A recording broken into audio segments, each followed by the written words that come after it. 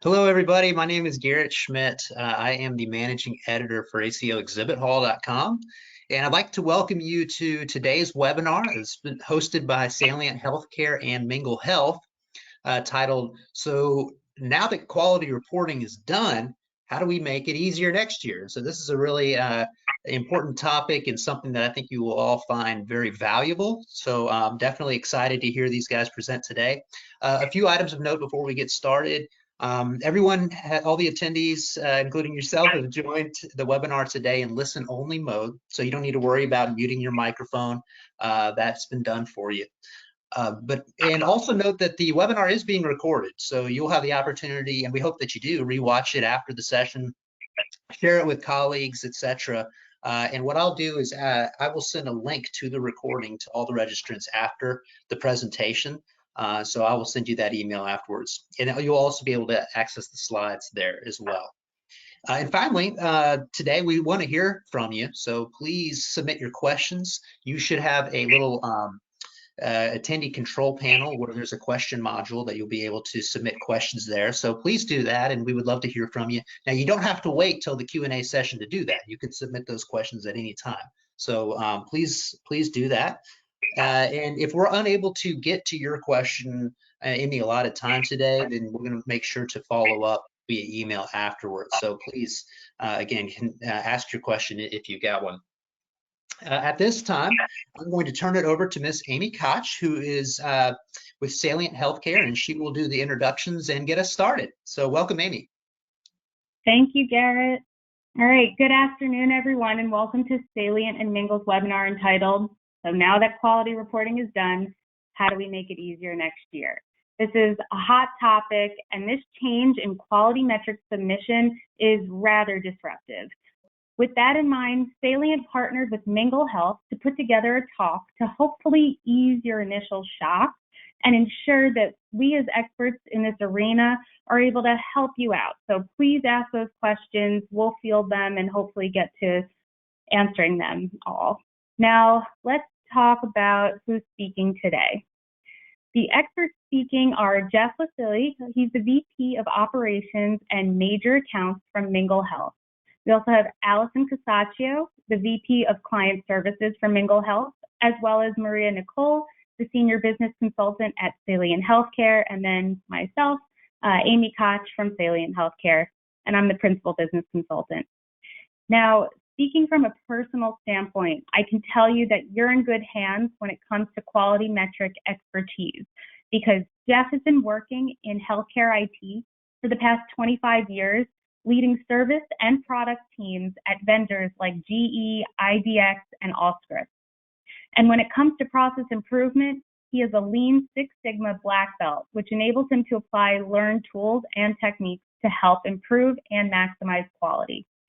As for Allison, well, she brings a unique perspective, being that she's both clinical and technical. She's a board-certified nurse in informatics and has experience with several EHRs, including multiple EPIC certifications. And like Jeff, she's familiar with the process improvement cycle with her training in change acceleration processes and executive coaching. Now that brings me to Maria. She brings an excellent policy perspective, being that she has been in the VBP space for the larger part of the past 11 years, working diligently to improve healthcare operations and strategy across emerging models of healthcare delivery. Then that brings us to myself. I have over 6 years of ACO and MSO experience focusing on continuous process improvement, aligning industry needs with the shift towards value-based care models. Both the Mingle and Salient Healthcare teams bring enough expertise to help you learn about how to make your quality metrics submission and reporting a whole lot better. We're here to help you navigate through this disruption in quality performance. So with that, let's talk about today's agenda. We're going to provide quality reporting overview. We're breaking it down with a timeline of events and sentinel changes, followed by a review of how reporting was completed prior to 2021. We want to get everyone on the same page so that we can move into the new world of quality reporting that is aligned across MIPS and APM programs through the APP, so that we know how to submit quality metrics for the future. Alignment has been CMS's agenda, as well as data integration and transparency. So we really are starting to feel that right now across the industry with the changes for 2021 and beyond. So I'm going to hand this over to Maria, who's going to give you the overview of quality reporting.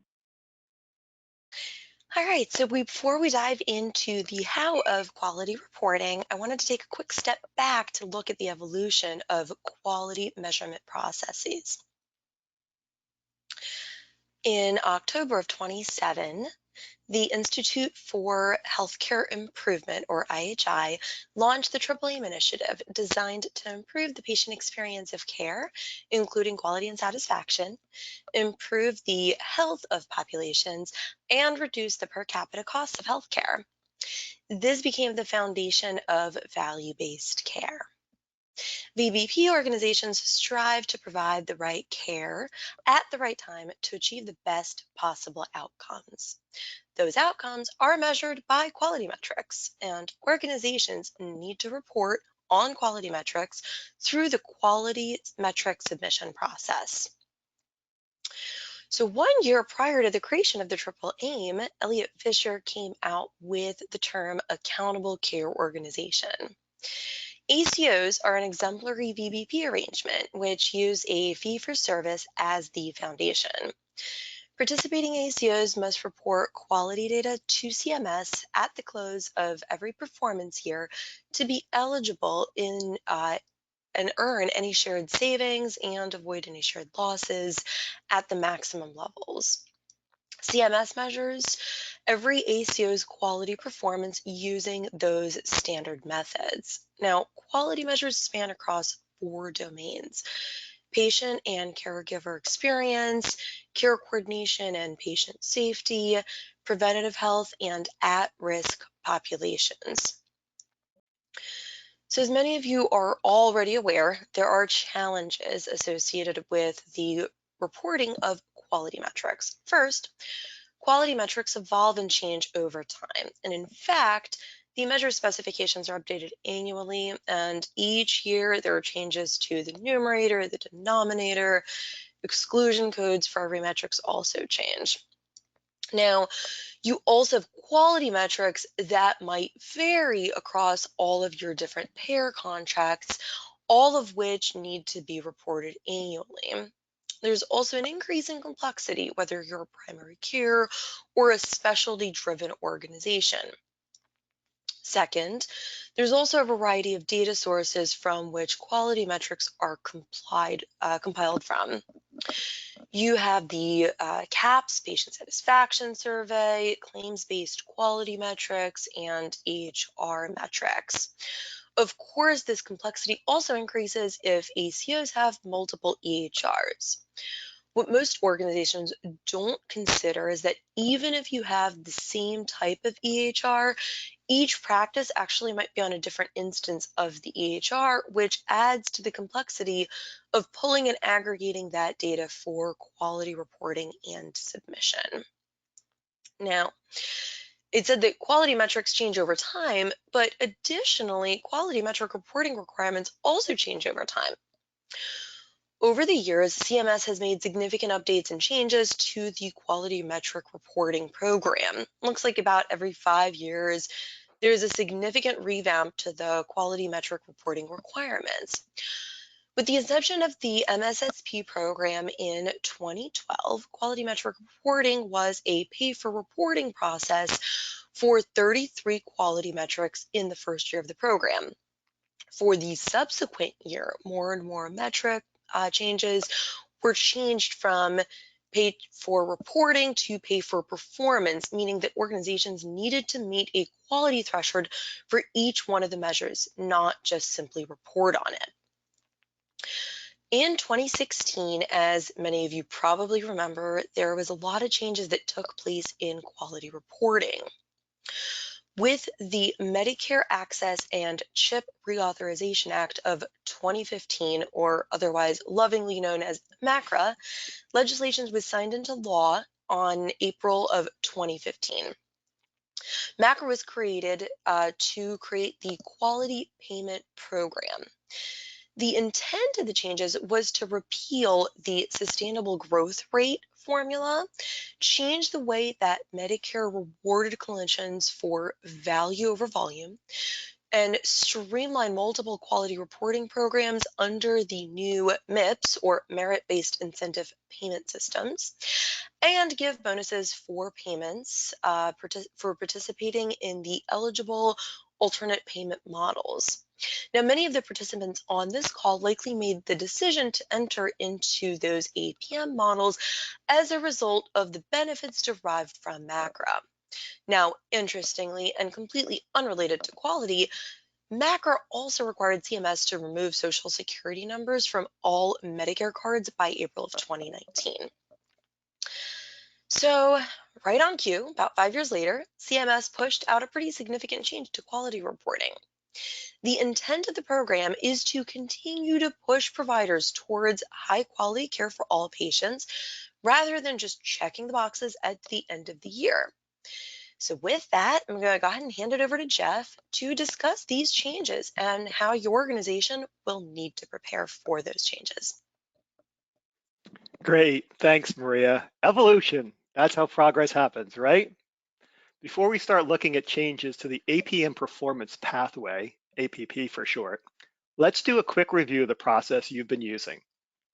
Love it or hate it, as an ACO participating in the shared savings plan, you've been reporting to CMS using the web interface. As you know, the ACO is composed of member groups and a patient population covered by lots of different insurances. Web interface reporting is a one-time event. It's separate from quality measure monitoring you may be doing throughout the year. And CMS provides you a patient list files at the end of the period, that is in January. And then you have 3 months to do the chart abstraction for 10 measures.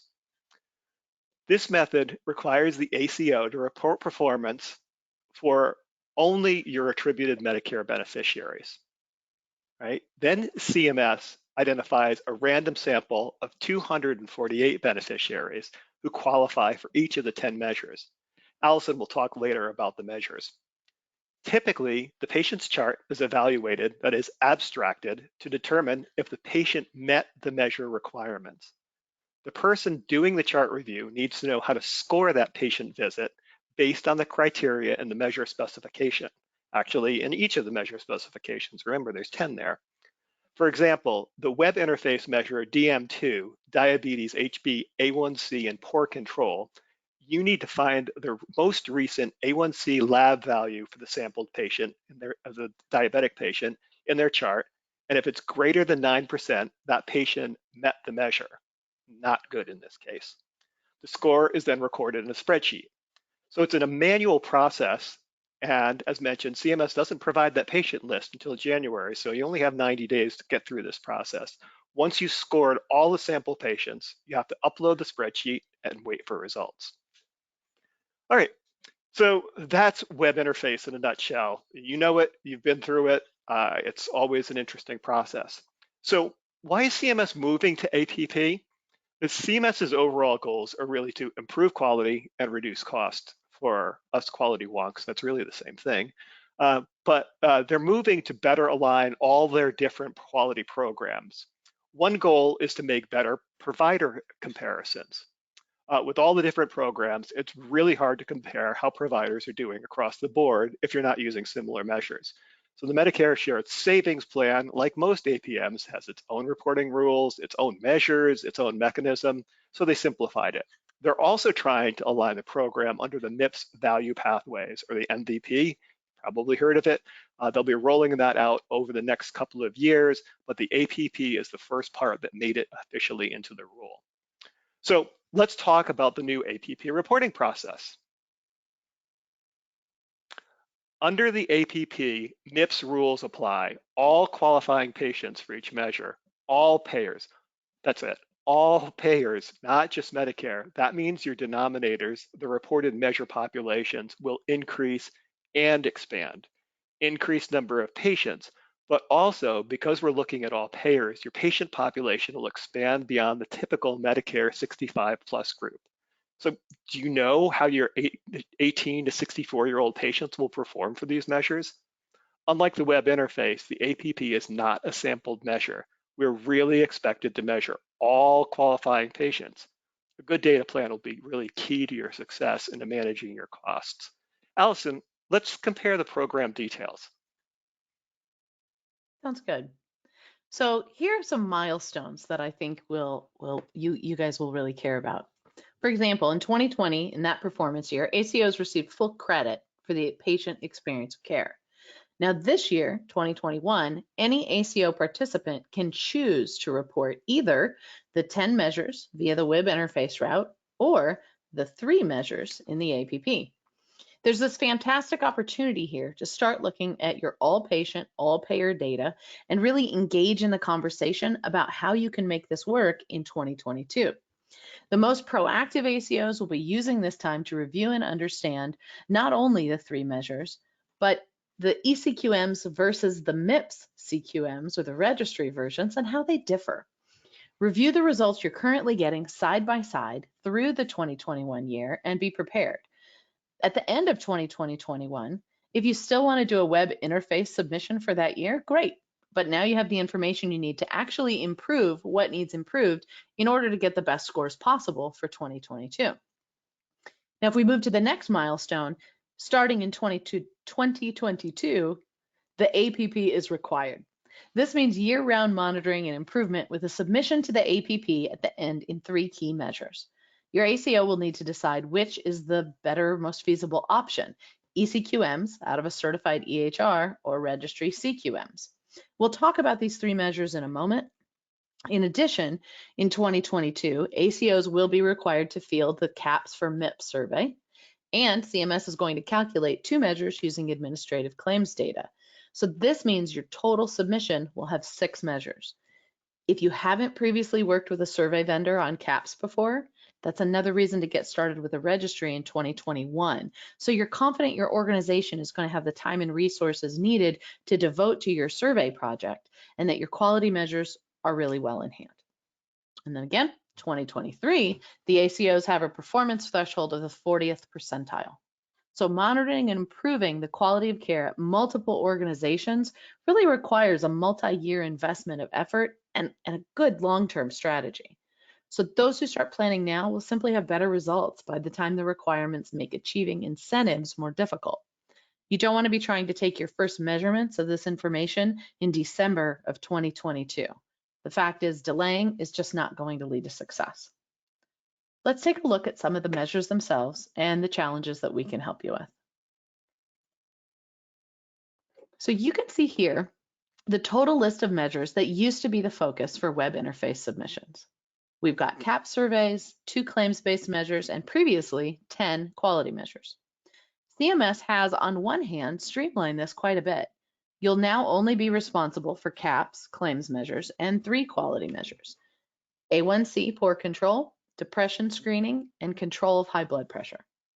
On the other hand, because we're moving from Medicare sampling to all patients, all payers, like Jeff has said, we're going to be looking at more eligible instances to evaluate. Instead of 248 patients per measures, it is likely to be thousands. I want to go through some of the different ways to examine these 3 measures so you can begin to think about what kinds of challenges they may present for your specific organization and consider ways to plan proactively about them. While we're here, let's think a moment about the population that hasn't been eligible for web interface measures previously. The hemoglobin A1C measure that checks to make sure that A1C tests are performed and that those results are less than 9 that Jeff talked about. These 18 to 64-year-olds with diabetes are new to our measurement when we move away from web interface. And the clinical approach to an 18-year-old diabetic must be different than the approach used for a 70-year-old. Sorry, Amy, I'm still on that previous slide.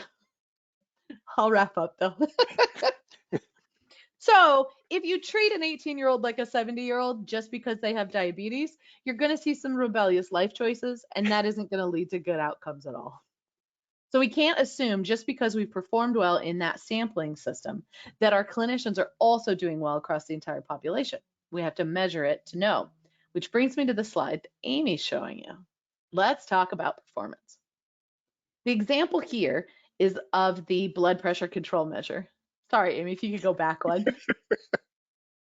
Often when organizations talk about these measures, we talk about them from the perspective of the title only. Depending on the measure you choose, however, there are subtle differences. CMS publishes their national average performance against each. And this is a bit of a lagging indicator because they typically take a 2-year cycle for CMS to analyze those national results. So you can see here in this slide, our average performance is what we've seen in just those organizations who are clients of Mingle Health. But it's a bit more recent because we're just looking at the past year. So anecdotally, if you've been using web interface, you may be expecting somewhere between 50 to 75% performance rates on this measure. You can see that both the registry and the EHR versions run a little lower, and we found that the registry version tends to see higher performance rates, which is reflected in the benchmarks. One other thing to mention about this measure is that it's designed to tell us how effective our clinical interventions are with these patients. So for this one, we are looking at only patients who've already been diagnosed with hypertension. When looking for patients to approve for the numerator, the first check our analytic software does is look to see if the eligible patient's most recent blood pressure reading is adequately controlled or under 140/90. Now, the registry measure gives some amount of flexibility or benefit of the doubt here. We don't have to count blood pressure readings taken in the ED, for example. Patient will probably be a little anxious there. Maybe their blood pressure will be higher. Or if the patient had a test that day that required them to hold their medication. Our software is allowed to use the lowest reading if you have multiple blood pressure readings in a given day. So in this way, we can capture the greatest number of patients for the numerator possible. It also means that improving performance rates for this one means we must have blood pressure readings to analyze. If there's no blood pressure reading in the data at all for that patient for the entire year, we have to assume the patient's blood pressure is out of control. And fair enough. We know blood pressure is something that the eligible clinician rarely does themselves in the ambulatory clinic. It's the rooming nurse or the MA that's going to be taking and entering that reading. But it is important for the clinician to review what's been documented, take the appropriate interventions, whether that's retaking and documenting it, we use the lowest, right? Or making adjustments to a medication regimen and having the patient return to check and see that that adjustment's working. Sometimes, though, lower performance is not a direct line to a poor quality of care that's being delivered. And I'll show you that in the next slide on depression screening and follow-up. So when clients ask why the ECQM or the EHR version benchmarks are lower or why registry measures perform higher, one of the primary culprits driving this difference is documentation. So in this measure, depression screening and follow-up, we know the patient needs screened for depression. But if you get a positive screening, our next step is to examine how the follow-up action is documented. The examples I have here are just common ways we see this clinical data come in. So if that PCP orders a psych referral, and fingers crossed, there are no complications in the EHR's referral flow from one practice to another, your patient will fall into the numerator on the ECQM report, and all is well. Same goes for the medication order. All the follow-up actions, if documented appropriately, will be mapped behind the scenes to things that the computer can read, like RX norm codes, SNOMED CT codes, and other structured records. The examples that tend to fall through the cracks in that ECQM report, however, are things like these bottom 3 examples here. So let's say the doctor talks with the patient, and he's been seeing a therapist for the past 10 years, out of network, not referred to anyone by our practices.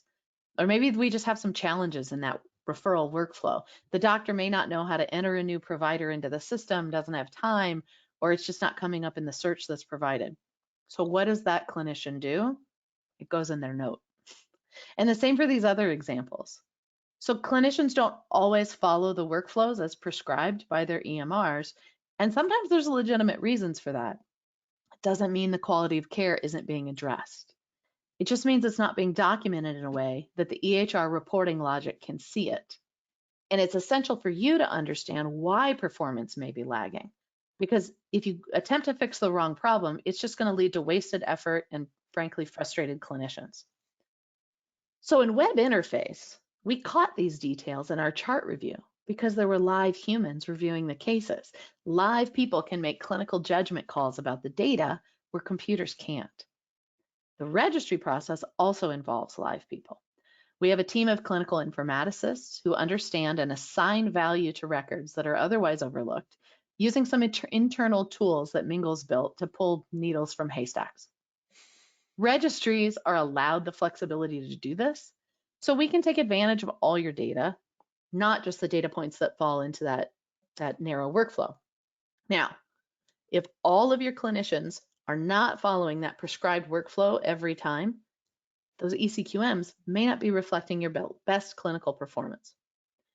This is where 2021 is really an opportunity to use this side-by-side comparison to really highlight which clinicians are following the EHR workflows, which aren't. And if your goal is to get everyone on the EHR workflow, again, seeing those measurements is the first step toward an intervention. Then we can decide, measure by measure, which version gets you the best score as you work toward improvement. Because again, what often matters to our stakeholders is results. So Jeff's going to talk to us a little bit about how this actually works and how we get the data to do all of this in the first place.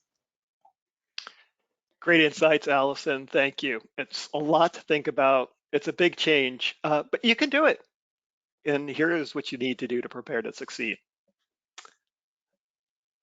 All right, the challenges APP presents are very much like those Mingle was built to solve. Since PQRS days, we've served the healthcare community from single doc practices to large academic health systems.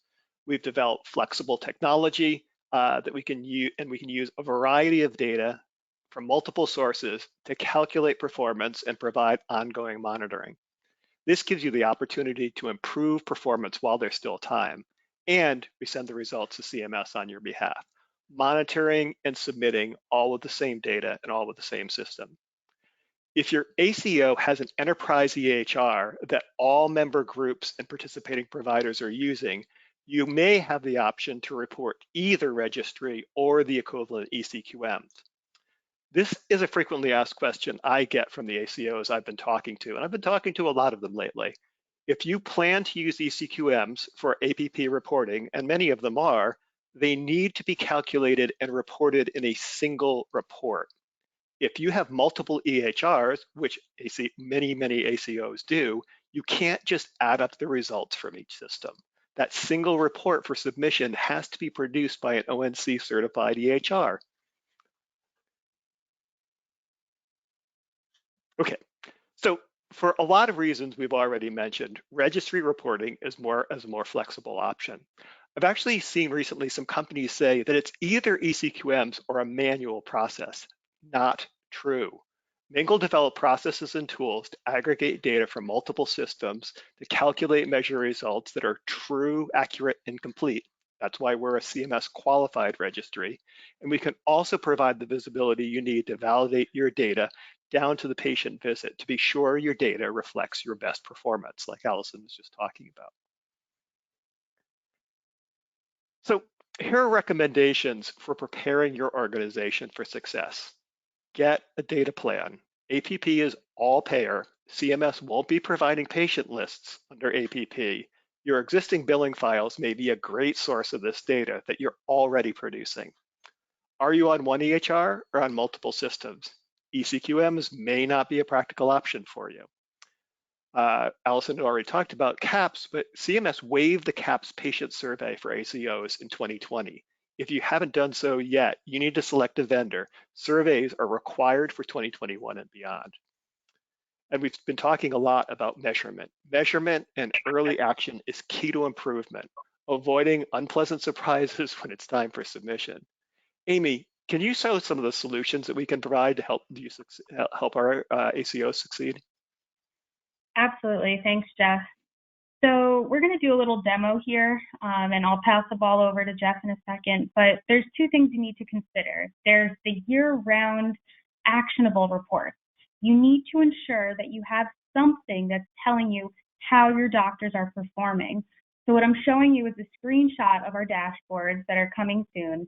And what you'll see is you're filling up each of these images as you complete the measures. You need to ensure you have the right denominators and numerators that fulfill each of these and know what this exclusion criteria is and have a way to view it.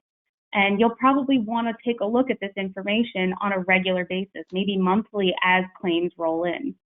And that way, you can start fixing areas that might need further improvement. You'll also want to be able to drill down to the individual practice and provider levels. That's where you're going to really see where you need some assistance. So having year-round reporting that's going to help you identify areas of opportunity is what you're going to need so that you can do your year-end submission. So I'm going to pass the ball over to Jeff, who's going to show you what their system looks like live. All right. Jeff, I made you the presenter. All right, let me see if I can make this work here. Working. All right. Yay, that was easy. Okay. All right, so Mingle, as I mentioned earlier, has been helping groups monitor and report quality data since 2012. We've built a technology-enabled service that gets rave reviews from our customers. We use all payer claims data to identify the tax IDs, that is the practices, and the NPIs, the providers, so there's no cumbersome data entry. Let me just get us into our quality module and I can show you around a little bit. Here's an example of some of the files that are uploaded. And let's go into our quality module. Thinking, and here we are.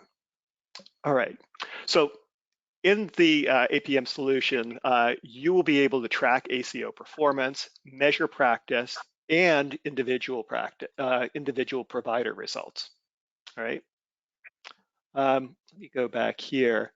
So we start with the denominator data. As we mentioned, that's the population that is eligible for the specific measure that we're talking about. Our measure algorithms determine and calculate the qualifying patients for the visits. Those are displayed here in our patient visits, right? Next, we apply the numerator data from the clinical data out of your EHR. We calculate performance, so those denominator visits are matched to the numerators. There's no manual process here. We use the data and our expertise to score the performance automatically. You see that here in the performance rate.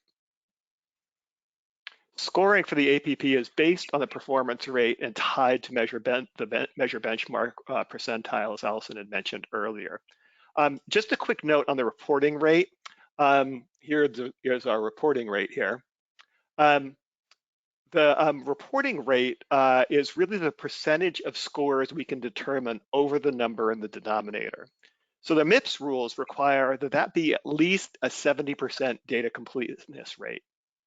This is a concession that CMS, a rare concession, I should say, that CMS makes to the real world, where they know that all the data may not be available. But CMS is very adamant that this isn't used to actually improve your performance. It's really just, again, that concession to recognize, all right, sometimes all the data isn't available. All right, so here you could see the results for also the individual groups that are making up the practice and the individual providers within those groups. You can even go from here all the way down to the individual, again, the individual performance, and then drill down all the way down to the patient level and the actual visits that we're evaluating that make up that data. And then submission to CMS is really, really easy. Once you've approved the results at the practice level or at the provider level, you can actually just go ahead and review your submissions and send them off with a click of the button, and Mingle takes care of the rest for you. Amy, can you take us back to the slides so we could talk a little bit more about how to make reporting decisions? Sure, you've got to hand me the ball. Oh yeah, there's that part, isn't there? Yeah. Amy, where are you? Here you are. Yes, I'm sure.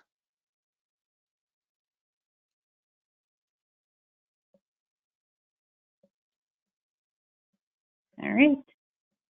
There we go. All right. So analytics are really key to the success and ROI. As you know, there is a lot at stake.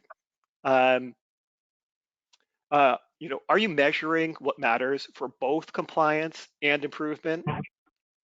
Can you use your data and analytics to focus your valuable resources on what the most improvements are, identify your gaps early, and use the data and create plans to close them?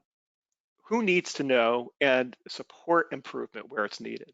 This is a challenge at any practice at the practice level. Alignment, strong communication, and measurement is critical to moving your ACO forward. Under all this is data and knowing where it's coming from. And to ensure it's complete and indicative of your performance, you need a plan. Actually, I think Allison has a plan. Thanks, Jeff. So yeah, one of the big things that sets Mingle Health apart from other registries you could select is our consultant team. You'll have a dedicated expert consultant assigned to you. Their focus is going to always be on your goal setting, your unique challenges, and ultimately your success. We use a standardized project plan with clear target dates throughout the year that really helps our clients succeed. We simply walk each organization through the steps of what they need to do in order to be proactive and achieve the goals that they set at kickoff. The consultant also brings a national perspective to your table. They can tell you how other similar organizations have handled the problem or problems you're facing in the moment.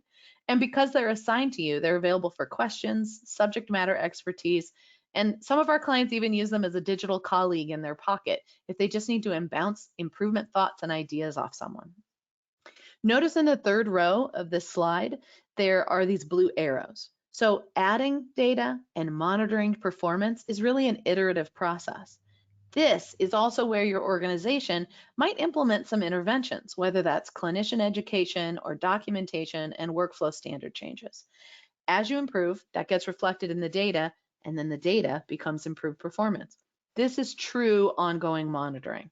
Our analytics will be showing you if your efforts are effective sooner, so you can get recommendations from your consultant and shift directions faster. Basically, you can be more agile. So I'm going to turn it back over to Amy to talk more about our joint approach. Yeah, thanks, Allison. So let's talk more about that consultative approach. We just talked about, the history of quality metric submission. We've shown you the metrics, what needs to get done in terms of year-round performance tracking and how to submit. But then it's how do we actually do better? What do we need to do to move the needle? And this is where the consultative approach comes into play. So coming from experience, we know that the annual wellness visit is an excellent way to capture the majority of preventative measures, as well as identify gaps in care while building a strong patient-physician relationship. Annual wellness visits must be a main initiative to ensure proper quality metric compliance. Once the gaps have been identified, you'll want to look at the aggregate level to see where targeted initiatives should take place. For example, if your providers are low on the flu shot metric, then you might want to partner up with, say, a Walgreens, CVS, and promote getting those vaccines during the flu season. And seasonality is key to many of those preventative quality metrics. For example, mammograms, as an example, I've worked with a group and they actually used the month of October, which is Breast Cancer Awareness Month, and essentially did a big push for mammography, and they had a bunch of nail technicians and hairdressers and masseuses come to the women's health facility, and that helped increase their mammography capture rate, twofold. So they really use seasonality to their advantage. Another thought is maybe you have a gap in office efficiency. So maybe your primary care docs don't have the time or resources to do fall risk screenings. So you may want to consider partnering up with PT and OT in the area or in your ACO, or even ophthalmologists for diabetic retinal exams. Many practitioners are already outsourcing a lot of their mental health work, so why not ensure that your PHQ-9 is being captured by a partner provider? So we've also thought of ways to do this via telehealth. You know, Pandora's box has been open now with COVID, and maybe we can start capturing a lot of those quality metrics telephonically, or even just nudge patients in the direction towards getting those captured. So you have to really start thinking outside the box. There's a bullet on here that also talks about EHRs, and I want to point out that you need to ensure your providers are capturing the information and putting it in the same place across your EMRs. Allison pointed this out before, but that phrase, you know, garbage in, garbage out, really does hold true. You need to make sure that all the effort you're putting into integration and making sure you're actually doing the care and work that's needed is being read by your EMR so that it's being fed into the system and you're not being penalized for work you're actually doing. Data entry is key. So whatever the case is, identify your areas that need improvement and recognize that you're going to have to do something different to make a change. We're all taking steps towards value-based care, and this is just part of that journey. So with that, I'm going to thank everybody for attending, and we will be answering some questions. So thank you.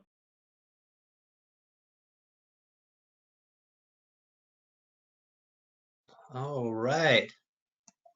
Well, thank you guys so much. This has been a wonderful presentation so far, and we did have a number of questions come in. So without further ado, we will jump into these. Some of these may be directed at individuals, but I think for the most part, they're kind of general. So you can just chime in as needed there. The first question, and these are in no particular order, is someone says, "Hi, Amy and Maria." And then we also have, okay, the verbiage is specifically addressing ACO. Can you confirm it is the same for anyone in MIPS? I think, Jeff, I'm going to go ahead and just, one of the things that I would probably mention is that this is absolutely for anyone who is currently using web interface. So yes, our verbiage definitely has been directed at ACOs, but if you're in any APM that's using web interface or just a large organization who's been using web interface, this is really, web interface going away.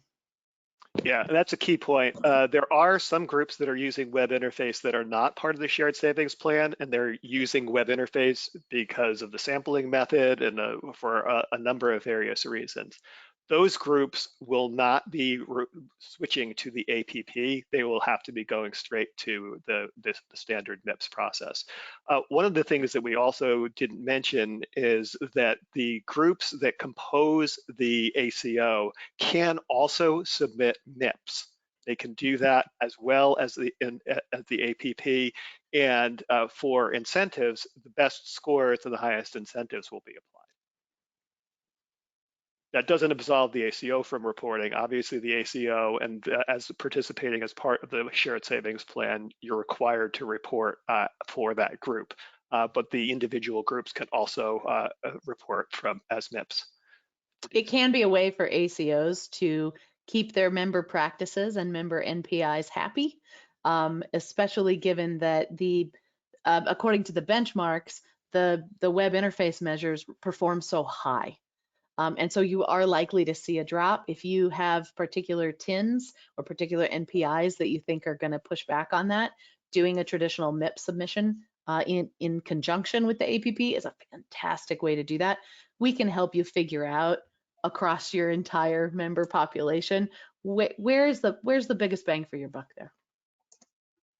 And more importantly, you have to do it this year because we're transitioning really quickly. So you got to think this is the time to make those decisions and figure out which practices need that help. Yeah. Absolutely. Yeah, there's a certain amount of planning you need to be able to make an educated decision. So even if you choose and actually most of the groups I'm talking to are actually considering reporting under the web interface for the last year. But I want to make that clear. This is the last year that you can do this. You can report by either method in 2021, but 2021 will be the last year that web interface is available to you. And even if you report web interface at the end of this year, I think it's a good idea to start looking at the APP measures, compare them side by side, know what's coming. Very good. Cool. All right, next question is, Hi, Jeff. What solutions do you offer for some of those practices that are still on paper? Paper. That's a really good question. And part of, as I mentioned before, sometimes paper makes things virtually impossible. That's where that 70% completion rate comes in, data completeness rate comes in. I had mentioned we have a number of different ways of collecting data, and we try whenever we can to use the data that is already produced by your healthcare IT systems, whether it's your practice management system or your EHR, typically a combination of both. We can also support a manual process. You may be able to provide claims so we can identify your patient populations. I showed you that detailed patient list before. We can actually download that patient list for you after we've identified the patients that qualify for the measures and allow you to, very similar to what you're doing in web interface, to basically manually score those patients. Obviously, in most cases, you're going to have a lot more patients that you'll have to score, but particularly for groups that are on paper, those are usually smaller practices, smaller patient populations, and we can deal with that both at the practice level and for the ACO through a variety of different ways of collecting data, even all the way down to a manual process if necessary. Great, and we had several questions come in regarding that, so that one should cover that. Next is how does telehealth and RPM collected data play into all of this?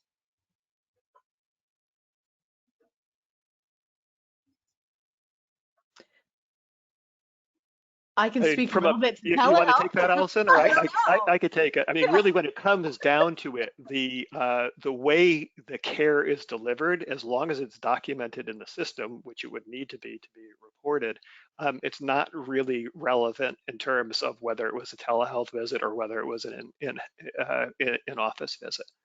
And maybe what that, oh, sorry. No, go ahead, Allison. I was going to say maybe what that question is referencing is the fact that because telehealth really exploded through the time of COVID, we have these measures that do get revised every year, like Amy mentioned. And previously there were MIPS measures that many of them simply excluded a patient from the denominator if they were in telehealth. As of this year, that's no longer the case. There are quite a few measures that very explicitly say, nope, if you're telehealth, you're still in the denominator.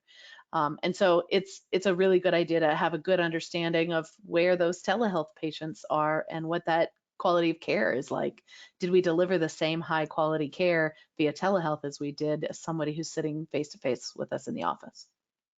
Yeah, and if you're using telehealth as a means of having another touch point with the patient, if it's DCM purposes or you're just visiting with the patient, it's a good time to put in that extra reminder.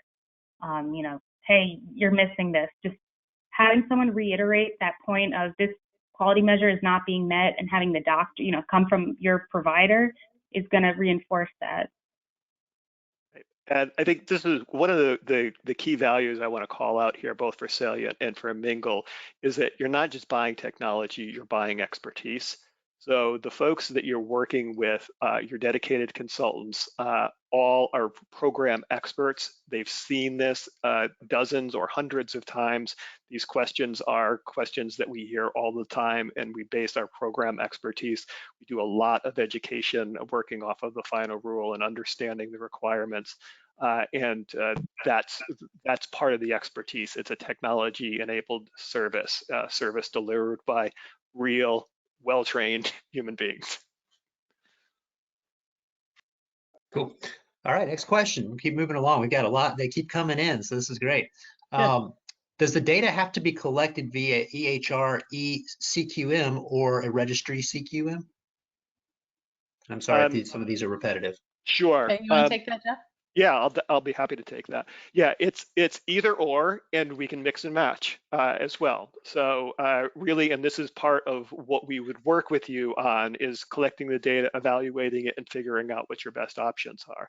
Allison and I have both talked about the potential challenges with ECQMs.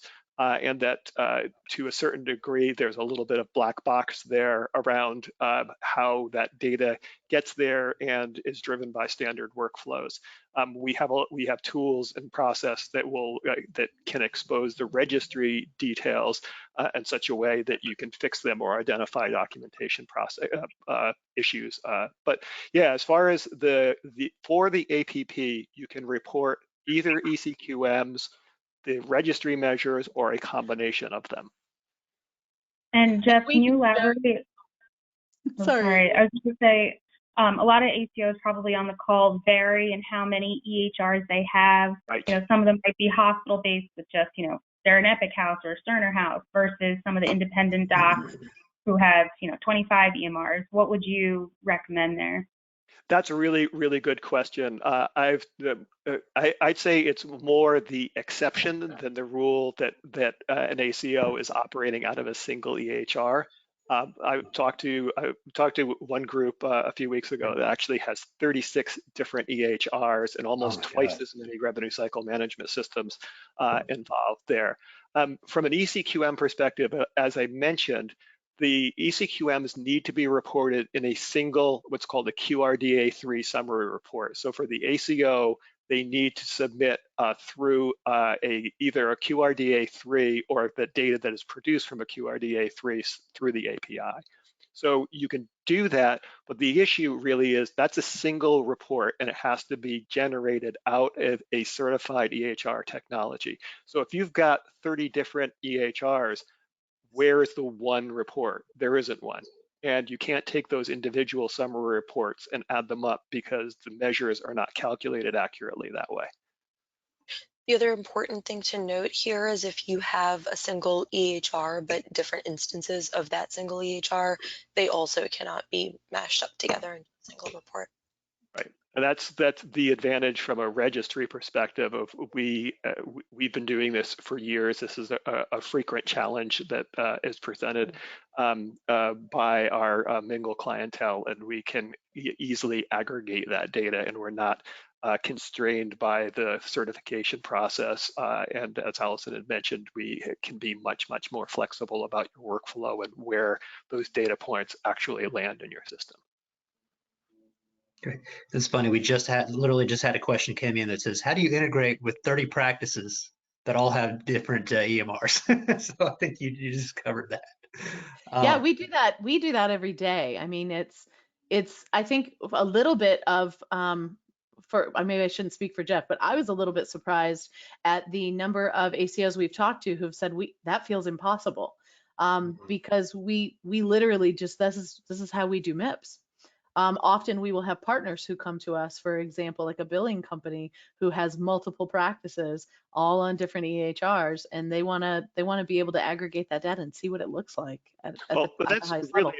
That's a good reason why folks are a little bit concerned about stepping away from web interface, because it's only 248 patients, and yeah, maybe I have to drive to a different practice and look at their chart, but it's not that big of a deal. So there's really no integration there because there's no technology really. You've got a human that's actually doing all of the interfacing, so to speak. Great. Moving right along here. And we'll be able to take just a couple more, and unfortunately we got to wrap up. But don't worry, keep submitting your questions. We'll get to all of these. If not right now, then by email. So this is great. Yeah, definitely send in your questions. Next question here is, while being a part of an ACO, we would have to report on at least 80% of the population. What does that mean? Or does that mean we could have some of our practice report traditional MIPS while most reported via APP? Does that make sense? You want me to read that question again? Yeah. It sounds like you're talking about an 80% threshold for data completeness, right, Jeff? That's what it sounds like to me. What we found. No, you go. What we found with data completeness in the MIPS program, for example, and maybe Amy and Maria can speak specifically to that 80%, but what we found in the MIPS program over data completeness is that what CMS is actually asking for is 100% of the denominator, which comes from claims. So that's fairly easy to capture. And then we prove through our analytics that, yep, our reporting rate is 80% or 70% or whatever the threshold is to meet data completeness. But a place where clients get confused a lot is they hear the percentage and think, oh, I only have to give you 80% of all of my data. But in order to know what 80% is, we have to have 100% of the denominator to make that calculation. But then we'll make it and we'll display it easily for you. Right. In the MIPS rules, the expectation is that you're reporting off of your entire patient population. Yeah, and this goes with the whole concept of CMS doesn't want you cherry picking. You know, they want to see everybody. They want to make sure that it's being done across all populations. The reason these thresholds are in place, like Jeff mentioned before, is it's a concession on the part of CMS to say, okay, so you don't have access to one system out of your 35. Okay, well, we'll give you this percentage of wiggle room. That percentage of wiggle room applies to the numerator data. Very good.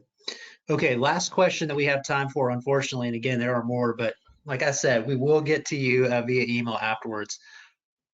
This question is, what is different to the results you are dashboarding compared to what they get out of the current EHR reporting, say Epic dashboard? Do you have any ops issues with the methodology of the calc is different, if the calculation is different? So the differences between the registry version of a measure and the EMR version of a measure, they actually have different specifications. So one way that I explain this is, let's say you're using the Epic system. What Epic is going to do at the beginning is they're going to say, here's your patient population, which is all patients in Epic. And then they're going to say, okay, so here's all your patients. How many of them have diabetes? And that's how they narrow it down, right? On the registry side of things, what we do is we say, okay, how many patients in the last year had a CPT code of an office visit? And we've got groupers that CMS provides inside our spec sheets that give us what those numbers are. And of those, how many of those had an ICD-10 code for diabetes? Again, big grouper, right? And so that's how we establish our initial patient population. And then from there, it is a narrowing. On the EMR, on the EHR side of things, it is, did you click this button in this workflow? And on our side, we pull the clinical data and the specific data points that each organization, where do you document this? Where did you document your A1Cs? Great, give us those results and we'll cross-reference it for you. Right. The challenge, I think, too, is, as I mentioned, we can show you the individual patients and you can look at those patients and say, wait a second, I know this patient met it. And like to Allison's point, well, they did meet it. The doctor wrote it in the chart instead of put it in the standard field. So we can actually pull that data and say, yep, that one's met. Or worst case scenario, you can amend that data through that manual process that I mentioned before. Mm-hmm. In the EHR measures, it's much, much more difficult to say, who are these patients and what is the reason that they were included or not included? Very good. Very good. Well, unfortunately, guys, that's all the time we have. I know this is a really hot topic. There's a lot to discuss here. Again, if you have a question, please submit it as we're wrapping up here. We'll get back to you. Thank you all. Thank you guys so much for the presentation. It was very informative and really appreciate everything you had to say. As we conclude, I wanted to encourage you all to visit the ACOexhibithall.com and see the Salient Healthcare booth that they have over there. It's interactive. You can get a chance to interact with their team, see what they're doing. It's a really cool venue that you can play around with. And also, I wanted to let you know that on the ACO Exhibit Hall, in the reference library is where the recording will be housed. So if you don't, for whatever reason, receive the email in a couple days, check in the library there. It'll be via reference, probably within the next 24 hours. Thank you all so much for attending. I hope you found today's presentation very informative, very helpful as I did, and have a great rest of your day. Stay safe and stay healthy. Thank you.